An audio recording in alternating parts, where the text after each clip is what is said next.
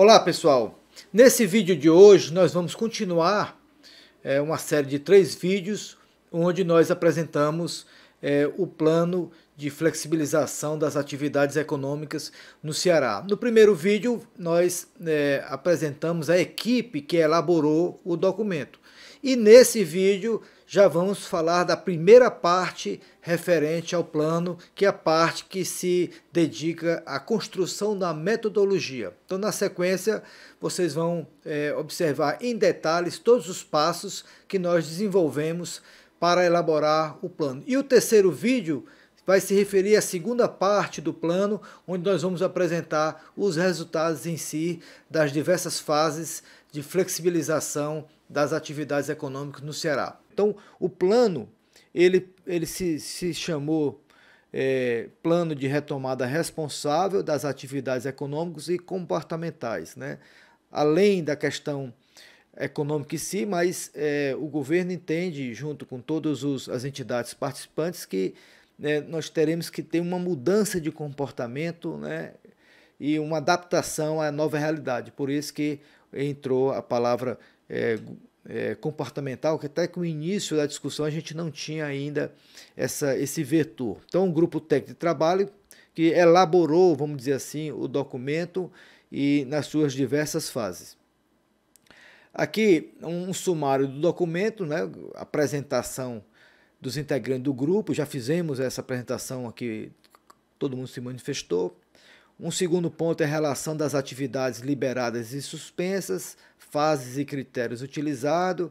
Nós tivemos a abordagem econômica do plano, quando se definiu o critério de impacto econômico-social, a abordagem sanitária com os indicadores de risco, a metodologia em si, né, na construção das diversas fases, o acompanhamento dos indicadores de saúde, fase de flexibilização, o resumo do processo faseamento e, por fim, os protocolos de abertura responsável, né?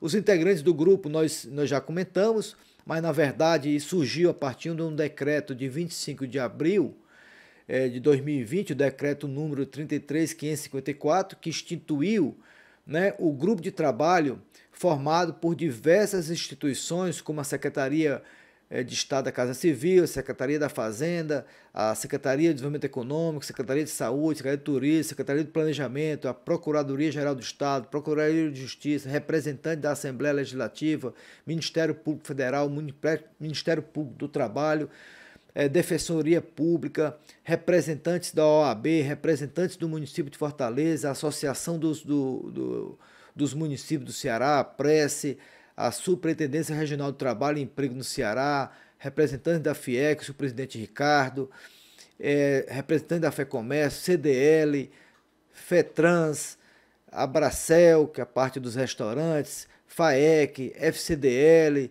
SEBRAE. Então, todo esse grupo, né, reunia-se virtualmente, semana em semana, para exatamente debater as etapas que nós estávamos construindo. Aqui temos realmente os integrantes do grupo técnico, CEPLAG, IPES, IPDC, Observatório da Indústria, Cefaz e SEDET. Esses foram as instituições envolvidas realmente na elaboração do documento técnico. E aqui a relação dos técnicos que elaboraram o plano, né? Aqui já se manifestou o Júlio, Rosiane e o Expedito, mas tivemos outros técnicos da SEDET, como o Alberto Antunes, a Francisca Marta, o Felipe Rabelo, a Natasha Marina, a Roberta Glícia, o Flávio Távora e o Vandenberg Rocha. No IPES, além dos nomes do João Mário, do Ricardo e do Alex do Ítalo, nós tivemos também a participação do diretor Adriano Sarquis, que teve uma colaboração importante na parte do documento relativo às simulações. O Adriano ajudou muito. O Cleide Nascimento também teve uma participação importante, o Paulo Araújo, o Nicolina, a Ana Cristina, a Raquel. Então, você vê que aqui nós temos as pessoas na frente, mas tem todo um suporte técnico, e muitos desses técnicos aqui, na verdade, eles fizeram um trabalho tão importante quanto aqueles que estavam realmente no front do documento, né?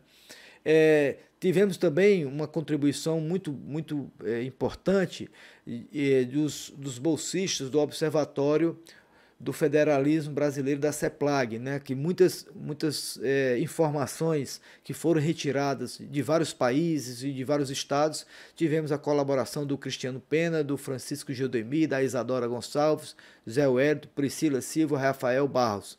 Né. Agora entra o time da FIEC, né, do sistema FIEC, e teve, como já falei, o Guilherme Mucciali, né, que é o gerente do observatório. A sua expertise nessa área foi decisiva para o sucesso do plano, né? E aqui tivemos também a colaboração do Davi Guimarães e da Eduarda Lustosa, pesquisadora do observatório. O Instituto de Pesquisa e Desenvolvimento do Ceará, o IPDC, além do Henrique, que já comentei, mas também o Hugo Eduardo, o assessor-chefe da Gabinete da Presidência da FEComércio, também ele nos ajudou bastante. E aqui a gente já faz um preâmbulo, né, das relações das atividades liberadas e suspensas, tá certo? Eu vou, de alguma forma, eu vou aqui já procurar a participação dos colegas na discussão aqui de cada etapa, tá certo?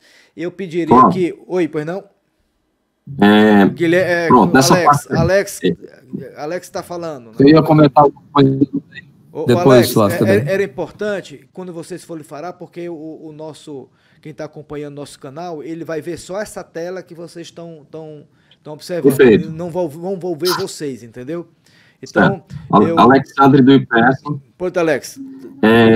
Essa parte inicial foi um grande desafio, né?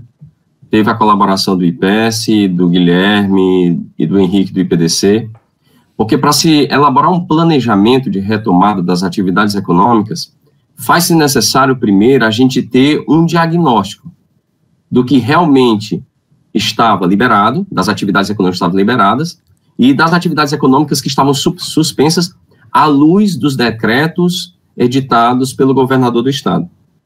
Então, a gente teve um esforço enorme, junto também com a equipe aí da SEDET, quer dizer, foi um esforço a 4 mãos, para a gente tentar traçar esse pano de fundo, e a gente escolheu aí a base de dados da RAIS 2018 e no nível mais aberto dela, que é nível de subclasses. Alex, só para contextualizar, como resultado... Alex, só um instante. Oi. Quando o grupo foi formado, em 25 de abril, é bom lembrar que em meados de março, 16 de março, teve o primeiro decreto que estabeleceu a situação de calamidade pública no Ceará, e aí diversas atividades já foram fechadas, exceto algumas ditas essenciais que continuaram em funcionamento. Não é isso que você está falando. Então, o nosso documento foi construído em cima de atividades que já estavam sendo autorizadas a funcionar, como, por exemplo, parte do supermercado, farmácia, hospitais, serviço público, só para contextualizar essa sua observação. Perfeito. Nós tínhamos que ter um diagnóstico preciso e alinhado entre todas as instituições, porque não adiantava o IPS ter uma lista de atividades, uma interpretação baseada no decreto, a SEDET ter uma lista, a FIEC e o IPDC outra. Então, a gente juntou esforços para que a gente batesse com a expertise do comércio, com a expertise do Guilherme, que a gente pudesse chegar a uma listagem de atividades liberadas e suspensas de maneira consensual. Então, esse diagnóstico inicial foi fundamental para a elaboração dos faseamentos que viriam no passo posterior. Okay. Então, de cara aqui, eu gostaria de dizer o esforço que foi dado para construir essa listagem inicial. Ok, Alex. Júlio, você quer comentar nesse aspecto ainda? Na verdade, um pouquinho atrás, até eu tinha colocado aqui, mas é importante a gente lembrar também que esse plano ele foi exatamente assim, trabalhado com essa equipe, mas com uma interação muito grande também com aquele grupo maior. Inclusive tivemos algumas vezes apresentando, colhendo sugestões de todas aquelas instituições, né, no decreto do governador, e recebemos várias vezes conjunto de setores que queriam esclarecer alguns pontos, trazer mais informações para a gente, dar contribuições, questionar algum ponto. Então, quer dizer, não é um trabalho de laboratório, né, um trabalho fechado, um trabalho muito interativo, com a participação muito forte, né, de todas essas agentes envolvidos aí, apesar de já ter aqui a Federação das Indústrias, a Federação do Comércio, as próprias câmaras setoriais da DES, que também já vinham nos subsidiando bastante lá pelo sistema SEDET, né, a qual a DES está ligada, mas essa interação foi muito importante para que desse também bastante riqueza a esse trabalho desse grupo técnico, né? Foi várias oportunidades dessa interação. É só isso que eu queria lembrar. É importante você ter reforçado isso, porque como o documento sai, não como você falou, de um laboratório, mas ele sai com a participação de todos, ele ganha muito mais força para ele ter o sucesso na sua implementação, porque todo mundo se sente corresponsável pelo documento. E eu acho que talvez esse possa ser o segredo de um possível sucesso do nosso documento. Mas só para reforçar aqui, nós tivemos quase 1.500.000 empregos, nós temos de vínculos formais no Estado, considerando 2018, e foram suspensos aí quase 600.000. Então, nós estamos falando um plano que vai liberar 600.000 empregos. Então, como é que a gente pode voltar à atividade econômica, incluindo 600.000 empregos, né? Esse era o nosso desafio. Aqui nós temos um outro tipo de recorte feito pelas contas regionais, abrindo mais aqueles setores, né? Aqui nós temos agropecuária e aí um detalhamento maior do que estava liberado e do que estava suspenso e qual era o tamanho do nosso esforço. E aqui ainda mais um recorte, mais ainda, feito por 32 grupos de atividades que fizemos esse levantamento mais específico. Muito bem, mas agora já vamos entrar na fase e critérios utilizados, e aqui é a estratégia da flexibilização do retorno das atividades, né? Esse uma lâmina que, de alguma forma, ele resume tudo, né, do que o documento ele procura atender. Eu pediria aqui o João Mário, o diretor-geral do IPES, que teve também uma contribuição muito importante nessa lâmina, né, que ele possa, de forma didática, João Mário, e rapidamente, para a gente não ficar com um vídeo muito longo, que possa resumir, né, qual vamos dizer assim, a estrutura geral do plano. Pois não. Como a gente falou desde o início da apresentação, todo esse processo de abertura foi feito com muita responsabilidade. O governo do Ceará teve sempre esse olhar muito cuidadoso sobre a questão de preservação de vidas. Então, cada início de fase foi cuidadosamente olhada os indicadores da saúde. Só após esse ok da saúde, essa aprovação da saúde, essa autorização, o governador dava prosseguimento às fases. Então, a primeira fase, que foi concluída agora nesse domingo, dia 7 de junho, completando 7 dias, era a fase de transição. Para entrar nessa fase de transição, o critério foi baseado no atendimento nas UPAs e emergenciais. Então, se verificou que havia um decréscimo na procura de atendimento por UPAs e atendimentos emergenciais, e aí, nesse sentido, foi autorizado pela saúde e iniciou-se a fase de transição. A partir daí, como o Flávio bem mencionou no início, entre as fases mais agudas do plano de flexibilização, do retorno das atividades, que vai da fase 1 até a fase 4, todas elas indo progressivamente, entrando cadeias produtivas, sempre olhando tanto o impacto econômico, mas principalmente o impacto sanitário. E aí, a partir daí, cada faseamento da fase 1, que estamos agora no município de Fortaleza, especificamente, que começou agora segunda-feira, no resto do estado do Ceará, ainda estamos na fase de transição. Vamos ter agora a fase 1 para a fase 2, fase 3, cada um processo de 14 dias, e que vão ser analisados cuidadosamente critérios baseados nos leitos, critérios baseados nas internações e critérios baseados nos óbitos. Então, ao final de 14 dias de cada fase, se analisam esses 3 indicadores. A saúde, de maneira muito transparente, no IntegraSUS, colocou essas informações. Então, toda a sociedade, Ministério Público, Estadual, Federal, Ministério do Trabalho, todos vão ter acesso a essa informação, e quando completar a sequência de 14 dias, olham-se esses 3 indicadores e inicia-se uma nova fase, fase 2, fase 3, cujo entrada das cadeias produtivas será detalhado na frente no documento. Ok. Só um pequeno comentário. Rosiane Medeiros, da SEDET. Rosiane, o seguinte, o Estado nos decretos estaduais, o Estado vai determinar a fase, né? Mas é só lembrar que o município tem autonomia, por exemplo, de restringir mais conforme esteja a situação naquele município específico. No momento, todo o estado do Ceará estaria na fase ainda de transição, com exceção de Fortaleza, que está na fase 1. Mas o município de Sobral ainda não iniciou a fase de transição por força de um decreto municipal. Ótimo. Porque isso é uma coisa que ainda está gerando muitas dúvidas. Nós vamos aprofundar essa discussão lá quando apresentar a fase 1 e a gente volta a discutir. Mas o critério baseado na questão territorial sempre foi uma preocupação do Júlio, né? O Júlio sempre procurou olhar também essa discussão espacialmente, Júlio.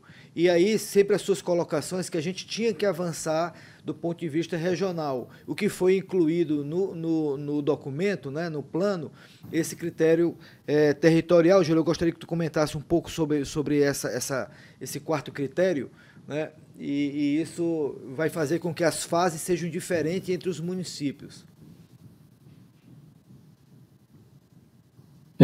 Eram sempre 2 preocupações muito grandes aqui da gente, com relação a essa questão territorial, porque realmente você tem impactos, inclusive em termos de atividades econômicas, que estão, às vezes, mais fortes em determinadas regiões do que em outras, e também a questão da cadeia, né, Flávio? Porque a cadeia, ela tinha que garantir que você conseguia trabalhar todo o processo inteiro. Não adiantava a gente também propor uma liberação da indústria sem ter o varejo funcionando para poder conseguir exatamente fazer com que a produção pudesse ser colocada no mercado, né? Então, essas questões, elas estavam bastante relacionadas, e isso acabava impactando na quantidade de pessoas que poderia ser liberada ou não numa determinada fase, né? Inclusive, se você tem uma distribuição, a gente sabe que tem aí um poder econômico muito forte na Grande Fortaleza, mas também, ao mesmo tempo, alguns determinados segmentos, como a indústria de calçadas, ela está muito forte também no interior. Então, você tem uma distribuição também da liberação dessas pessoas por região. Perfeito, Júlio. Vamos para frente, porque a gente... aqui é o processo de monitoramento, que, na verdade, feito pela Secretaria de Saúde, é o acompanhamento dos gatilhos, ou seja, para você ir de uma fase 1 para a fase 2, os gatilhos que vão permitir você fazer essa migração. Também a realização de inquéritos sorológicos, né, por cidades e empresas, aqui uma forma de você tá monitorando, além do que dos protocolos das empresas, né? E a realização de inquéritos epidemiológicos, através de investigação da razão de transmissibilidade, ou seja, a capacidade em que uma pessoa ela está contaminando quantas outras pessoas, né? Então, esses são vamos dizer assim, são os vetores de monitoramento que a Secretaria de Saúde vai utilizar. Eu gostaria agora a gente já passar, né, a gente deu uma geral do plano, agora vamos passar exatamente para as fases do plano, né? Então, nós construímos, a grande discussão era como ranquear aquelas atividades que poderiam iniciar, né, primeiro, e isso, dado que nós tínhamos 600 mil empregos suspensos, não poderia passar todos os empregos na mesma porta de uma vez só. Então, teria que ter algum critério de escolha. E esse critério de escolha, de uma maneira geral, a gente chega já a detalhes para ele, nós construímos critério de escolha para as atividades baseado em risco sanitário, indo da primeira fase, que seria aquelas atividades de mais baixo risco, para a quarta fase de alto risco. E critérios baseados em aspectos econômicos e sociais, ou seja, aquelas atividades que teriam mais alto impacto econômico teriam prioridade. Então, de maneira geral, o esforço do grupo foi juntar esses 2 critérios, construindo uma matriz de critérios e dando números, né, dando escalas para cada atividade econômica que vá se colocar em prática. Então, essa é a ideia geral, e aqui a gente pode já ir né, para uma ideia mais econômica, que é a definição do grau de impacto econômico e social, que é o primeiro vetor, que é o vetor econômico. Eu pediria aqui o Ítalo, né, e evidentemente o Alex também teve contribuição muito grande nisso, mas também está aberto a todos a comentar em algum ponto, Ítalo. Eu pediria para a gente já começar, Ítalo, qualificando, né, essa discussão, e para a gente ser também objetivo, por um vídeo não ficar muito longo, nós temos que ter assim, uma objetividade na explicação, Ítalo. Ítalo, com a palavra. Tá, obrigado, Flávio. Só para deixar claro aqui, é o Ítalo do IPS falando. Tá, então, assim, nós tínhamos aí o desafio de definir quais atividades seriam as mais indicadas do ponto de vista econômico para iniciar um processo de reabertura que nunca foi pensado generalizado. Ou seja, nosso grupo não tinha a ideia de que todas as atividades iriam no mesmo momento ser liberadas. Então, você teria que encontrar alguma forma, alguma fundamentação técnica que nos permitisse indicar as atividades que teriam, pelo aspecto econômico, né, apenas pelo aspecto econômico, quais atividades encabeçariam essa lista de retomada da atividade. Mas a gente sabe que, como falou o Flávio, esse olhar econômico tinha que ser contemplado, né, compensado pelo um olhar mais sanitário para a apuração dos riscos que tais atividades poderiam trazer quando a sua operação fosse liberada. Tá? Então, assim, para fazer isso, né, nós estamos numa conjuntura que ela distorce as relações econômicas, então nós tínhamos que nos basear em dados estruturais, ou seja, aqueles dados que são de verdade, que traduzem com maior acurácia a característica da nossa economia e de nossas atividades. Então, a primeira decisão nossa foi trabalhar com indicadores estruturais, indicadores que caracterizam a estrutura da nossa economia, tá? Não avaliamos aqui indicadores de conjuntura. Então, a nossa avaliação ficou fundamentada em indicadores estruturais. Dado isso, nós escolhemos 3 grupos de indicadores. Tá? Um primeiro grupo de indicadores ligado a uma ideia que retratasse uma percepção de quais atividades tinham maior poder de sustentar o emprego e o nível de produção da economia. Quais atividades que, uma vez liberadas, poderiam favorecer que se sustentasse o nível de emprego e economia e evitasse uma redução maior desses indicadores. Um segundo grupo de indicadores, a gente tentou identificar quais atividades exerceriam o maior efeito sobre a economia do ponto de vista não mais de sustentar emprego e produção, mas sim de multiplicar empregos e produção. Ou seja, é uma percepção mais dinâmica, mais de efeito multiplicador. Tá? Então, você tem uma abordagem de nível, né? Então, observa qual atividade pode sustentar emprego e produção, e um outro grupo de indicadores que mostra qual atividade tem um efeito multiplicador maior. Tá? E, por fim, um terceiro grupo de indicadores que nós observamos foi de encadeamento produtivo na economia cearense. Aqui eu observo como que as atividades estão, do ponto de vista econômico, encadeado em economia cearense. Eu não observo aqui relação com outros estados. A ideia por trás disso é que atividades que têm um encadeamento maior na nossa economia, uma vez liberada, conseguiriam irradiar o efeito econômico para um número maior de atividades. Então, você teria um efeito multiplicador mais intenso. É importante destacar que o segundo grupo, né, de efeitos multiplicadores e o terceiro grupo de indicadores, que mede encadeamento produtivo, são derivados, né, de modelos econômicos que na nossa linguagem economia nós chamamos de modelos de equilíbrio geral. Tá? Nós usamos uma matriz de subproduto desenvolvida pelo Estado do Ceará, então é um indicador nosso, específico da nossa economia. Não fizemos nenhuma adaptação de matrizes de outro estado ou da economia nacional. Nós temos isso para o Ceará, o IPS tem esse instrumento para o Ceará, então facilitou o nosso trabalho e deu mais qualidade à nossa discussão. É importante destacar, quando você observa equilíbrio geral, eu consigo trazer para análise todas as inter-relações que as atividades econômicas possuem umas com as outras, tá? Eu não observo apenas aquela atividade em seu equilíbrio parcial naquele seu universo, porque ela tem relações mais próximas, não. Eu observo todo o encadeamento de relação produtiva.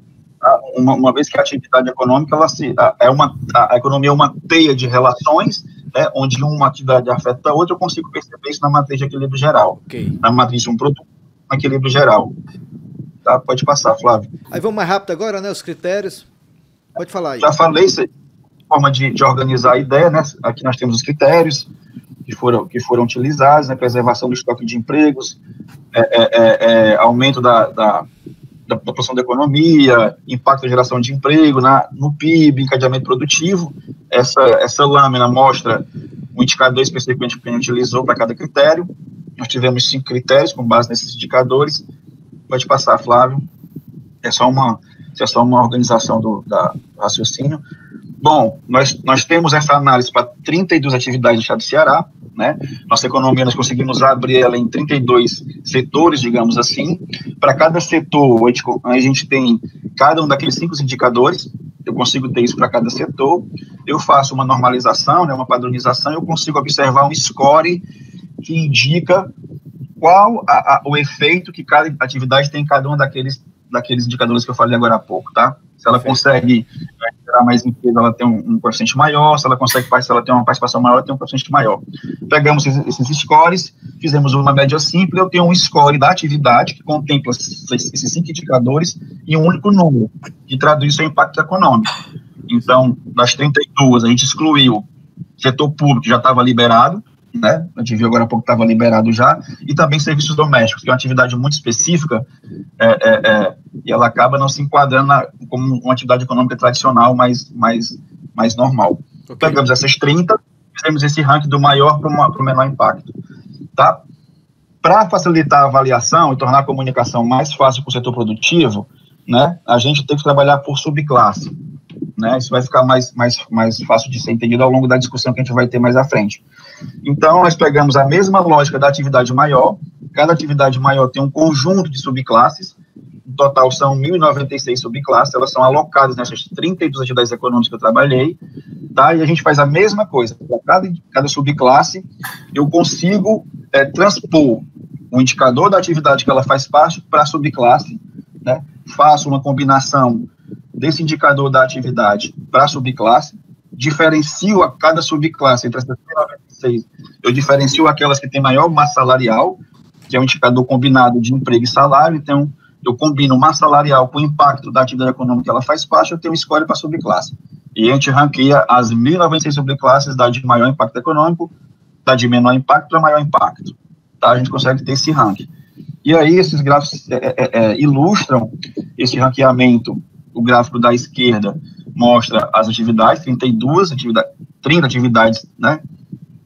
A gente chama de grande atividade, de setores econômicos, e no gráfico da direita tem as 1.096 subclasses de impacto econômico. Então, a gente sai da maior impacto para de menor impacto e mostra como é que é a densidade desse indicador. Tá? Acho que essa é a abordagem, do lado econômico da abordagem que a gente desenvolveu. Perfeito. Então, quer dizer que o objetivo aqui, Ítalo, nessa parte, foi ranquear as 1.096 subclasses por critérios de impacto econômico. Então, eu teria aquela subclasse de maior impacto e iria em direção àquela de menor impacto. Então, de alguma forma, eu construo candidatos, né, que entrariam já nas fases iniciais e na sequência. O outro vetor foi um vetor construído em cima das abordagens sanitárias, né? E isso se dá no fato de identificar o risco sanitário de cada atividade econômica. E aí, para tanto, também precisaria construir riscos, indicadores de riscos dessas atividades. Eu pediria o Guilherme Mucciali, que teve uma dedicação maior aí nessa parte do documento, que ele pudesse a gente conduzir, Guilherme, essa parte. Perfeito, Flávio. Então, como você falou, né, basicamente a ideia seria também ordenar, né, as cadeias e as subclasses pelo seu risco, né, sanitário, fazendo com que fosse possível a gente priorizar atividades com o menor risco possível, né, e aí a gente levou a cabo uma metodologia que foi elaborada por 2 economistas do Banco Mundial, né, adaptamos aqui para a realidade do Ceará, e adicionamos alguns, isso dentro do nível 1, né, a metodologia deles basicamente designa o risco sanitário das grandes atividades com base no nível de segurança de suas ocupações, né, ou seja, as características das atividades realizadas por essas ocupações, principalmente no que se refere ao contato face a face, né, atividades que tenham um contato direto com pessoas e uma exposição muito longa para o contato com outras pessoas têm um maior risco, enquanto atividades realizadas em contato direto, por exemplo, com uma máquina, teriam um risco baixo.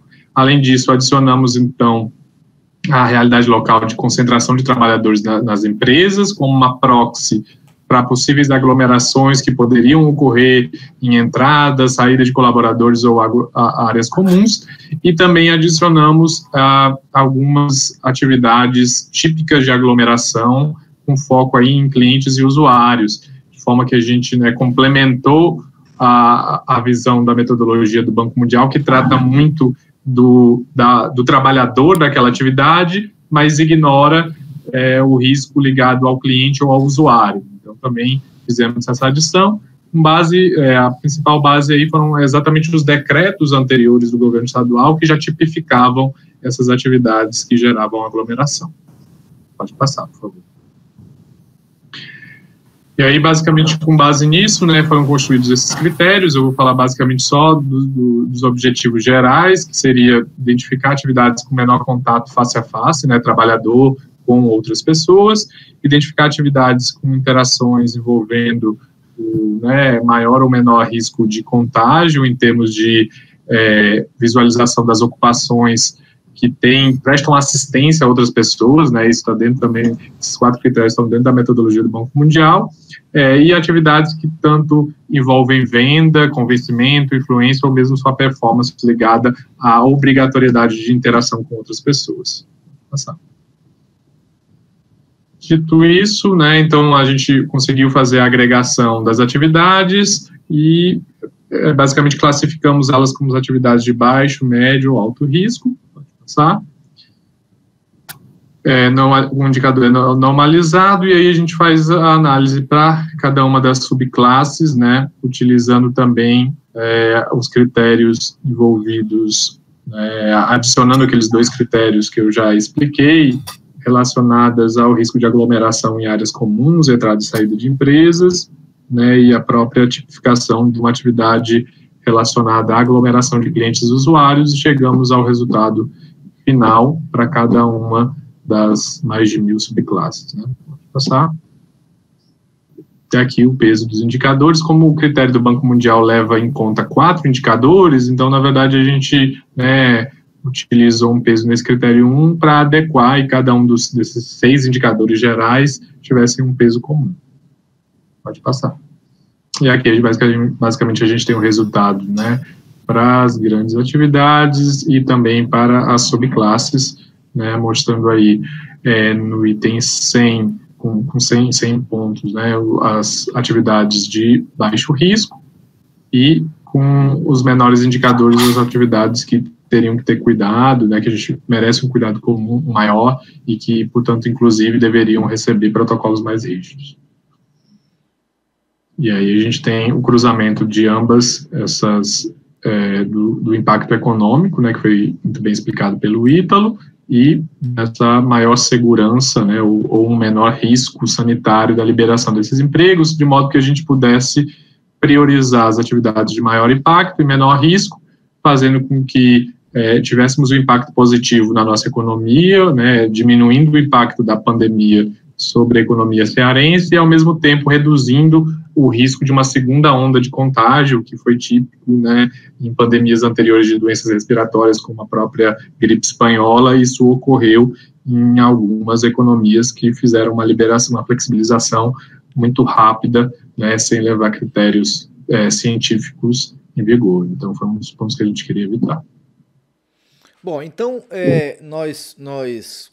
o que nós fizemos até o momento foi construir scores para as subclasses das atividades do ponto de vista econômico e do ponto de vista sanitário.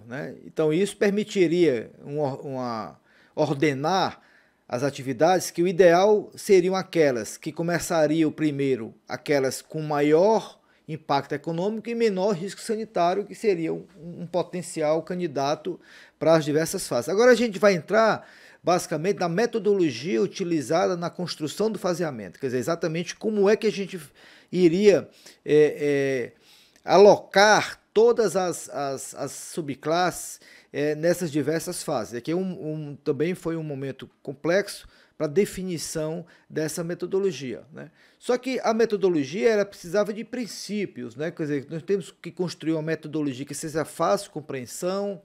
É importante que tenha as fases pré-definidas o máximo possível, porque isso ajuda o planejamento. O processo de hierarquização, ela tinha que priorizar os aspectos sanitários, porque a filosofia básica nossa é que salvar vidas primeiro. Também essa subclasse ela teria que estar construída dentro de uma lógica econômica, ou seja, é importante que em cada fase entrasse as cadeias produtivas de uma fase, porque isso daria mais tração na própria dinâmica econômica que poderíamos observar no estado de Ceará.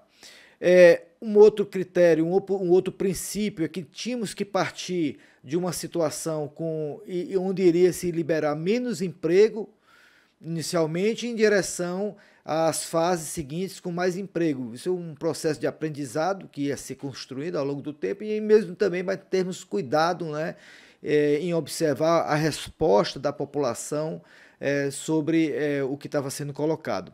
A sensibilidade dos aspectos regionais, como o Júlio falou muito bem, quer dizer, não adianta também você fazer um plano para o Estado como um todo, porque as macro-regiões de planejamento do Estado elas são diferentes, as macro-regiões de saúde também têm uma outra característica na oferta de serviços de saúde, então tudo isso tinha que ser levado em conta. Por fim, um ponto importante que uma certa necessidade de equilibrar questões relacionadas à oferta, que é a produção e estoque, e a questão relacionada à demanda, à liquidez. Ou seja, não adianta iniciar só produzindo se não tinha para quem vender, né? E as empresas, no momento atual, elas estavam no momento de necessidade de liquidez, necessidade de recursos, dado tanto tempo que o setor produtivo ficou fechado naquelas atividades não essenciais. Então, esses foram os princípios norteadores. Bom, entrando agora nas estratégias utilizadas, eu pediria ao Júlio, aproveitar do comentário do Júlio, para explicar, né, essas 4 fases,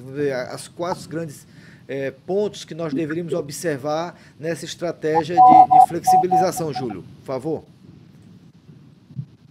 Ok. Primeiro de tudo, né, temos sempre dito que quem dispara qualquer atividade é a saúde. A gente precisa ter segurança, né? O princípio é realmente fazer com que não se perca vidas. Então, a saúde determina qual é o início de cada fase de flexibilização. Então, começa com a transição, e isso foi uma demanda também da própria saúde, porque nós tínhamos proposto inicialmente uma fase 1, e ela solicitou que houvesse uma fase de teste, aonde uma parte da fase 1, que virou fase de transição, ela entrou exatamente como a primeira parte, para diminuir a quantidade de empregos que voltaria à economia, né? A definição e ordenamento das cadeias produtivas com base no IAR, das subclasses, pertencente a cada cadeia, ponderado pelo total de vínculos. Exatamente a preocupação da gente ter o ranking, considerando a questão tanto sanitária como de impacto econômico, e também de considerar a cadeia, né, para que não tivesse aí um gap entre uma produção industrial e a colocação desse produto para ser comercializado e o próprio serviço, né? A seleção de cadeias serem liberadas em cada fase, exatamente a partir desse IAR, aonde você considera uma segurança para poder entrar uma quantidade de pessoas trabalhando que não façam a circulação aumentar em volume muito grande, com segurança, e, finalmente, o monitoramento contínuo por 14 dias, que é uma orientação da própria CESA e da OMS, onde você tem uma segurança de que, quando entrou aquela atividade, não houve uma mudança substancial nas condições de contágio, e, portanto, você tem segurança para partir para a próxima. Lembrando que, como foi criada a fase de transição, houve, da fase de transição para a fase 1, apenas 7 dias, porque já estava se considerando essas fases de transição como contagem para a fase 1. Por isso, só no caso da fase de transição, foram 7 dias. A partir da fase 1, sempre será 14 dias entre um e outro. Perfeito, Júlio. E aí construímos um índice de abertura responsável que ficou 80% ponderado o indicador de sanitário e 20% o indicador econômico e social. E aí, Ricardo Pereira, nós tivemos uma discussão importante na questão de como construir o ranqueamento das cadeias produtivas. Primeiro, a ideia da cadeia produtiva, a ideia que ela foi se construindo ao longo do plano nessa discussão, porque nós sentimos a dificuldade de, no momento que ranqueava, né, a subclasse e montava um score, vamos dizer assim, para aquela subclasse, mas nós precisaríamos também fazer com que a subclasse pudesse conversar entre si, de forma, no sentido do adensamento, né, econômico, Ricardo. Então, Ricardo, na sua avaliação, por que a ideia de cadeia produtiva, ela passou a fazer muito mais sentido quando nós estamos elaborando o documento, que inclusive foi um ponto aqui de muita discussão, de aprofundamento, até na construção, né, das cadeias produtivas, né? Isso é um tema em debate, né, que a gente, de alguma forma, inovou, inclusive, na composição das cadeias produtivas. Ricardo? Perfeitamente, Flávio. Assim, o ponto todo é o seguinte: claro que, em nível de subclasse, a gente teve muito cuidado em que as atividades melhores ranqueadas do ponto de vista econômico fossem atividades que gerassem impactos tanto para frente como para trás, usando o jargão aí do insumo-produto, dentro da economia cearense, né, levando em conta esses impactos domésticos. Entretanto, a gente sabe que essas inter-relações, quando a gente vai abrir esses diversos setores, a gente podia pecar por uma questão que era o seguinte: setores muito bem ranqueados não necessariamente fariam parte de cadeias completas produtivas, como você falou, adensadas, cujo funcionamento seria correto, né, em todos os seus componentes.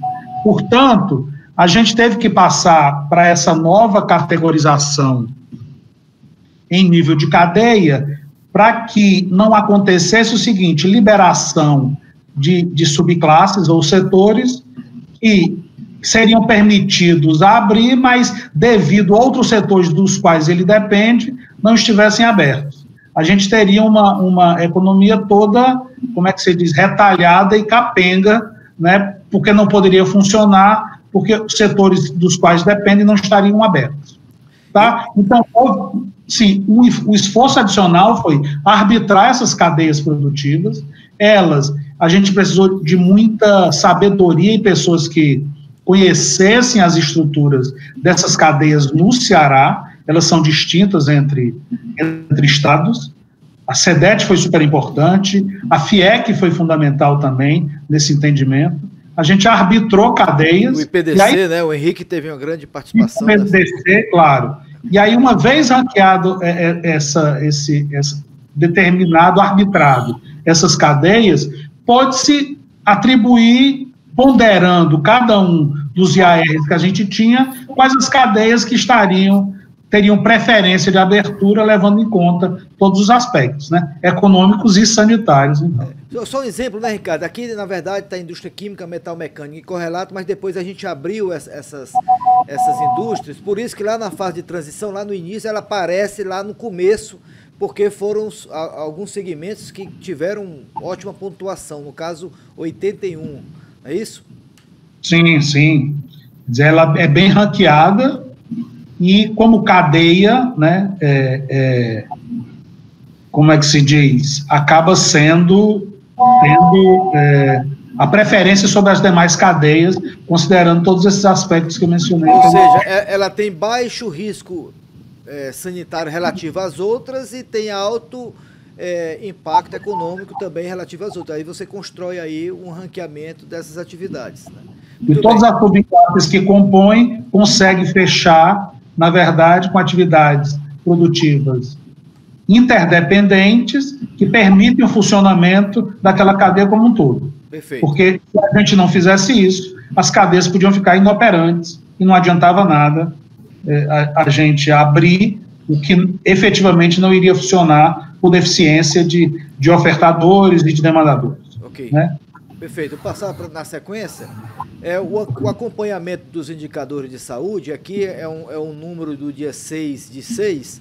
Eu vou passar aqui rapidamente para o Alex, que são números, Alex, que você tem levantado. Aqui nós estamos aqui para mostrar que a fase de transição, a fase de teste, ela só foi possível porque nós tínhamos aí, de alguma forma, uma melhora, né, nos indicadores, especialmente em Fortaleza, Alex. Eu pediria para a gente ser bem objetivo, inclusive vamos fazer esse vídeo em duas partes, né, que é o nosso planejamento. A gente finaliza a primeira parte da questão metodológica e na segunda parte nós vamos apresentar os faseamentos e os protocolos de todas as atividades. Alex, com a palavra. Bem, a gente, para entender, né, o que estava se passando com a questão da evolução da pandemia, a gente escolheu aí 5 indicadores.